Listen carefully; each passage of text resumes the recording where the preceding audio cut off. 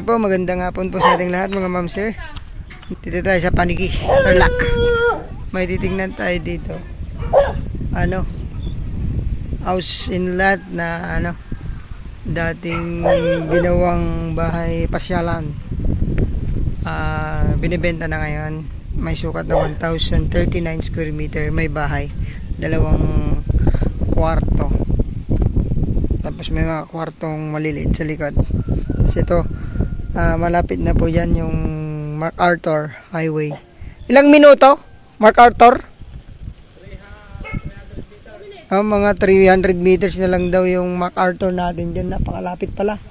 Tapos internet, water supply, and electric nandito na. So ito, umpisa po dito yung property hanggang dun sa may motor natin. So yung frontage nito nasa 25 frontage.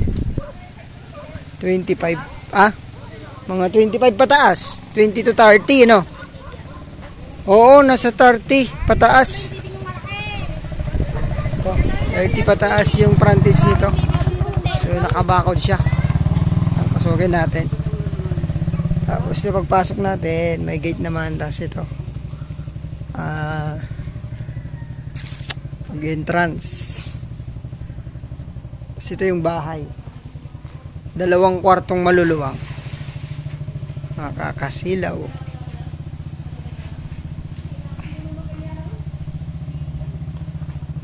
Ayan, yan po yung bahay. Pasukin po natin sa loob. Pero side muna, parking lot.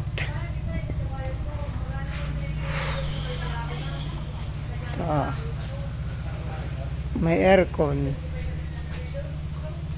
maluwang po, may mga fruit bearing trees sa likod. Dito, mga kubo dati. Ito, dami pero sira na yung mga kubo natin. Okay pa naman tong bahay mga ma'am sir. Mga naghahanap po ng bahay dito sa Paniki Tarlac, malapit sa National Road. Ito po, mga bahay dyan. May CR. Ito, malaking duhat. Ito, mga kwarto-kwarto. Ay, wait. Ito, maluwang pa po dito sa likod. Pwede pong maluwang po. Ayan ginawang mga mga kwarto dati. Ito, kwarto-kwarto. Kasi po, dati ito po ay bahay aliwan. Pero pag tatanggalin nyo na to, maluwang po to. Maluwang pong gawing isang bahay pa dito sa likod. Ayan, pasukin natin yung bahay. Galing po tayo dito sa likod. Tingnan natin, naka-tiles po sila. Ito, isang kwarto pa pala to. Ay, ginawang kwarto lang. Dapat kusina to eh. Ito na, kusina. Ang luwang salat saka kusina na to. Wala lang ilaw. Itong kwarto, anong luwang ng kwarto? Ganda ng kanilang may sariling CR. Ano to?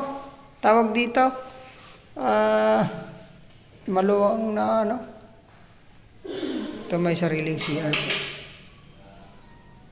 Po. Unang kwarto. 2 kwarto lang to pero ang luluwang po. Ayan. May sariling CR ulit. Pero kailangan i-renovate itong mga CR. linisin. Medyo ano na siya lah. Wala kasing nakatira. Ayan. Aircon. May sariling TV. Pero wala pong nakatira ngayon, ma'am sir. Wala nakatira, no? Ganito lang. So, yeah. So, ang luwang, ano? Apo mo yan? Ang ganda.